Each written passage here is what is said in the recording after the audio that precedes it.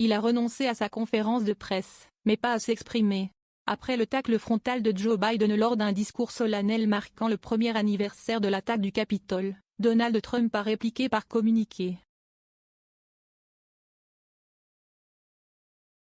Il a dénoncé le théâtre politique de son successeur, répétant ses accusations infondées sur une élection truquée. Joe Biden a utilisé mon nom pour tenter de diviser encore plus l'Amérique, a affirmé Donald Trump.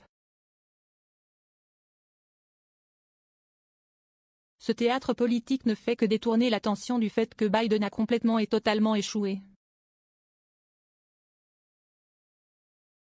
Les démocrates veulent profiter de ce jour du 6 janvier pour instiller la peur et diviser l'Amérique, a-t-il ajouté. Voir Biden parler était très blessant pour beaucoup de personnes. Les démocrates, sont ceux qui ont essayé de stopper le transfert pacifique du pouvoir avec une élection truquée, a continué le républicain, concluant, n'oubliez jamais le crime de l'élection présidentielle de 2020. N'abandonnez jamais. Dick Cheney critique les siens. Presque tous les républicains ont choisi d'ignorer les cérémonies de commémoration, y compris leur patron au Sénat, Mitch McConnell, qui avait pourtant jugé l'an dernier que Donald Trump avait incité la foule à s'attaquer au Capitole. Seul Liz Cheney, qui coprésident la commission d'enquête parlementaire, et son père Dick Cheney, ont assisté à un discours de la speaker de la Chambre Nancy Pelosi.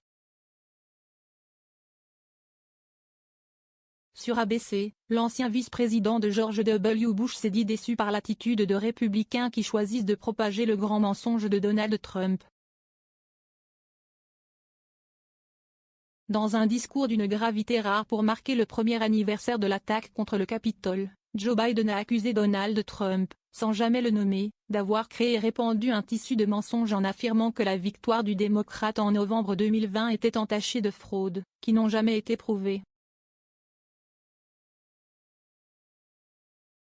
Joe Biden a accusé son prédécesseur d'avoir tenté d'empêcher un transfert pacifique du pouvoir lors de l'insurrection armée du 6 janvier 2021, quand des centaines de partisans du républicain avaient violemment pris d'assaut le Congrès pour empêcher les élus de certifier la victoire du démocrate.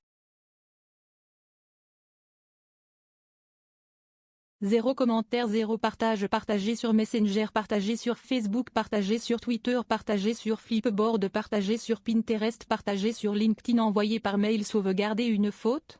Imprimé.